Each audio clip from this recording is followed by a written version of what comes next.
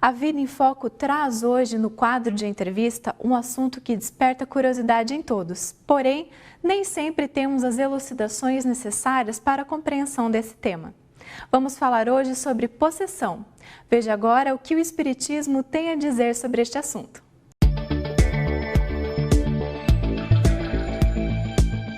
Olá, estamos começando o nosso bate-papo, a nossa entrevista e recebendo aqui mais uma vez Daniel Dallagnol. Daniel, seja bem-vindo. Muito obrigado, Márcio. Daniel que tem se especializado na abordagem dos temas em torno da mediunidade. Né? E hoje você trouxe uma proposta aqui que ela causa controvérsia, né, Daniel? Porque o tema possessão espiritual ou possessões é um termo empregado por Allan Kardec, Daniel, é isso? De fato. E é um tema discutido ao longo da própria humanidade, né? Da existência da própria humanidade. Se nós rebuscarmos a informação, nós vamos encontrar no Evangelho abordagens muito profundas a respeito dessa questão. Então, é um tema que permeia a vida espiritual em relação à vida corporal. Falava-se no Evangelho, Daniel, por exemplo, nós vamos encontrar lá no capítulo 7º do Evangelho de Lucas, né, uma menção a Maria de Magdala como sendo uma mulher possuída por demônios, por sete demônios. Imagina só. Exatamente. Né? Temos o caso daquele perturbado, né, das portas de Gadara, ou Gerasa, que diziam que ele era possuído por uma legião de espíritos. Existe, Daniel, esse negócio de possessão espiritual? Como é que é isso? Veja, o termo é que ele precisa ser bem colocado para que ele seja bem entendido. Mas se você me perguntar, existem possessões? A resposta é sim, existem possessões.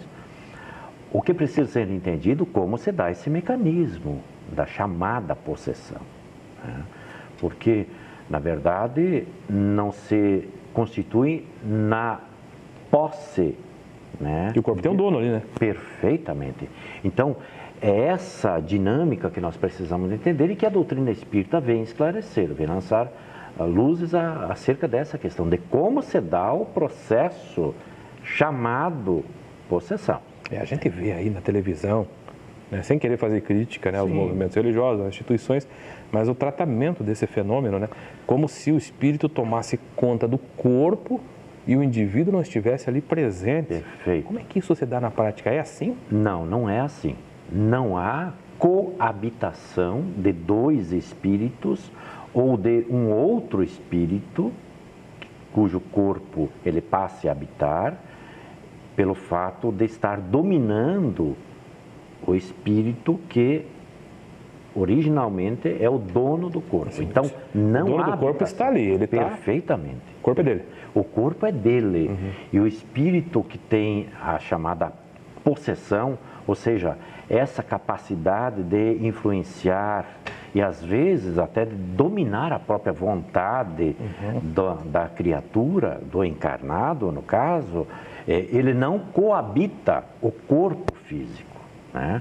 O processo é bem distinto, né? Esse domínio é um domínio psíquico, que se dá, às vezes, até à distância. Pode ser próximo, mas pode ser à distância, a depender da relação espiritual, de comando que se estabelece, via um elemento que a doutrina espírita também esclarece, que é o chamado perispírito, né? É esse elemento de conexão espiritual que governa o corpo físico. Então é assim, para restaurar a questão, não há a coabitação de dois espíritos num mesmo corpo. Não entra ali. Absolutamente. Isso é ferir um princípio, uma mecânica que é contrária à lei, não só da física, mas à lei que rege o processo da reencarnação. Né? Então, a partir do instante que a criatura reencarna no corpo físico, aquele corpo pertence àquele espírito que está de posse, de propriedade e sob o comando daquele corpo, entende?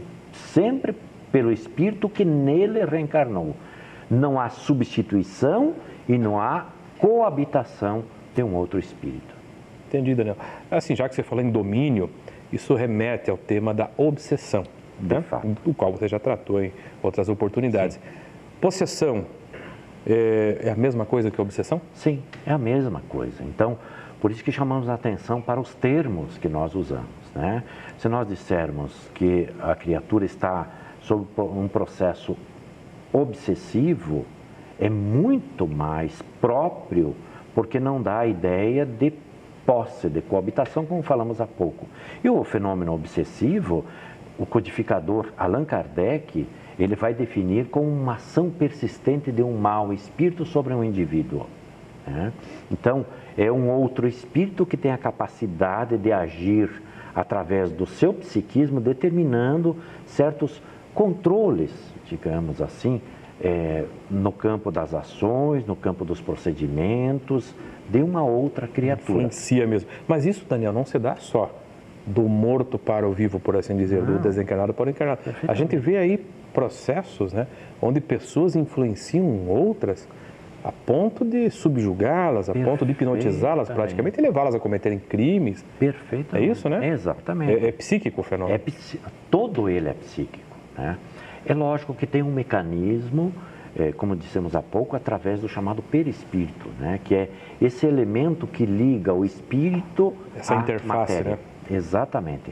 O codificador define exatamente como um elemento semimaterial, né? Esse é um termo novo, inaugurado pelo Espiritismo, muito embora já foi tratado ao longo da própria história da humanidade. Paulo já falava, todas as crenças antigas, as filosofias, já falavam deste elemento que dá a dinâmica de relação com o mundo espiritual, que para nós, os espíritas, chama-se perispírito. Então, é essa interface, como você disse mesmo, que permite essa conexão através dos chamados fenômenos possessivos, desde que bem entendida a questão, ou, melhor denominada, através do processo obsessivo. Uma pergunta curiosa, Daniel, porque, ok, o camarada está encarnado, então o corpo dele não pode ser habitado por outro ou tomado por outro, como o filme sugere, né? Essas fantasias. Mas assim, depois que ele deixa o corpo pela morte, o espírito pode pegar aquele corpo, de repente lá no ML está o corpo, ele pode entrar e... Os zumbis, né? Esses filmes. Isso pode acontecer depois do intervalo, Daniel. A gente fala sobre isso. Fique conosco que a gente já volta. Aguarde uns instantes. Vamos para um breve intervalo e logo retornaremos. Até já!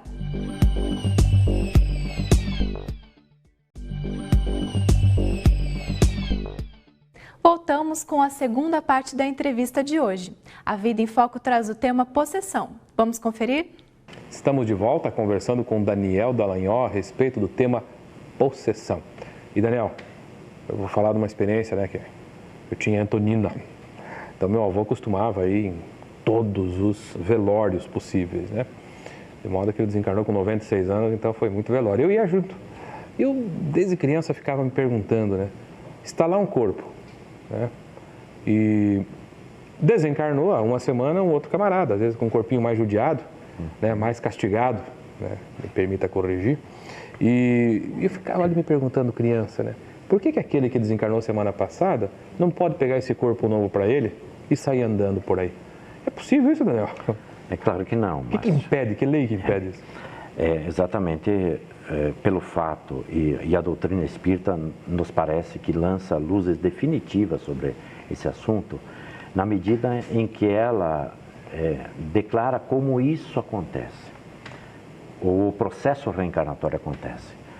Dizem os espíritos que o fenômeno da reencarnação, quando há para aquele corpo físico que haverá de nascer no processo de gestação, a ligação de um espírito, esse processo de ligação se dá molécula a molécula. Portanto, o perispírito do qual falamos há pouco, ele vai se enlaçando naquele feto que vai se formando, molécula a molécula.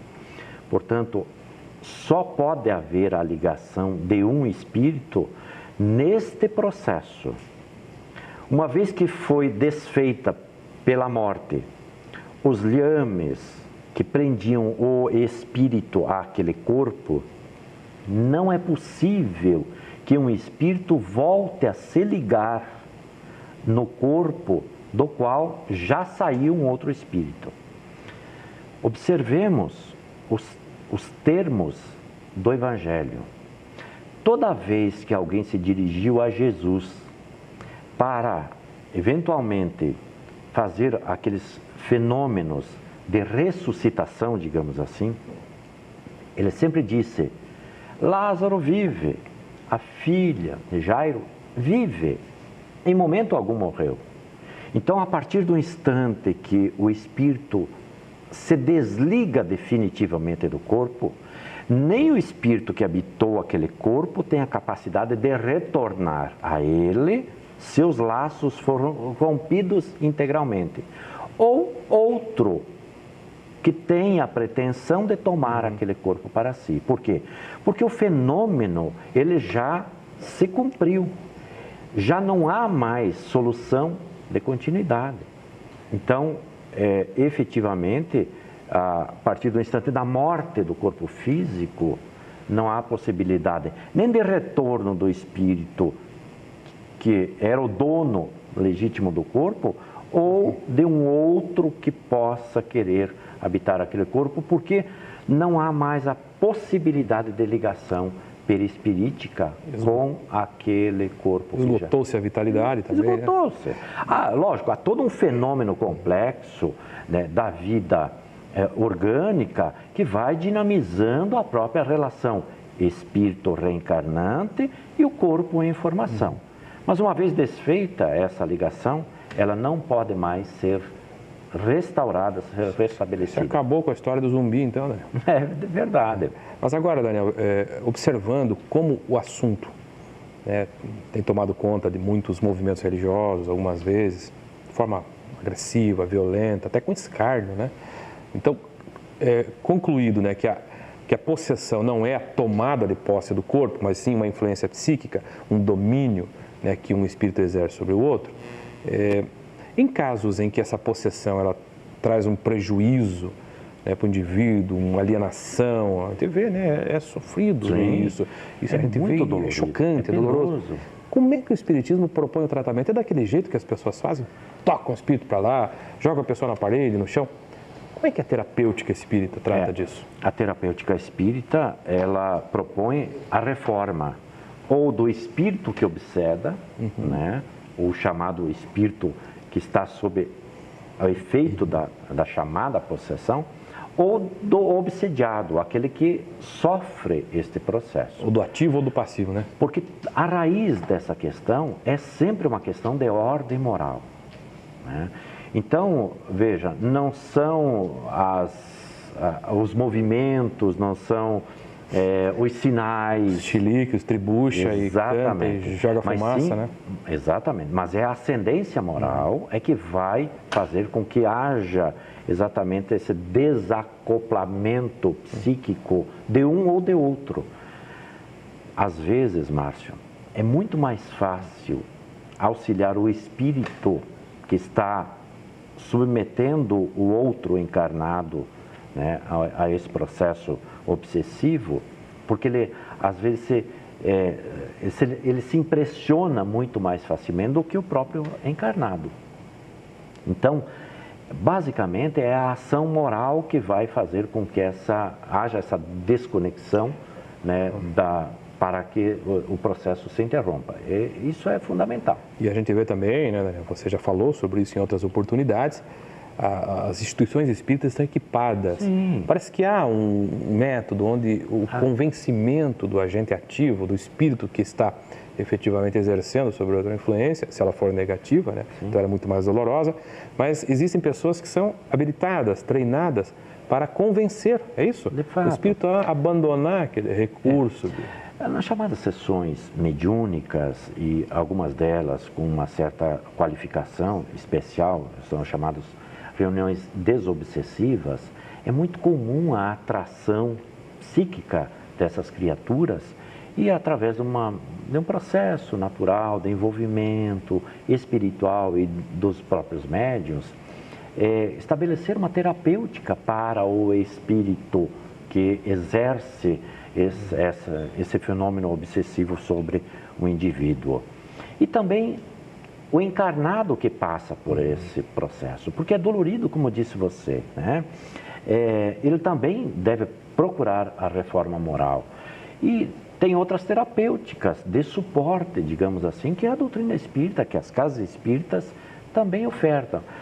A chamada fluidoterapia, ou o passe, a água magnetizada, né? A frequência às palestras públicas, o estudo, o evangelho no lar, a reforma íntima, né? O bom comportamento.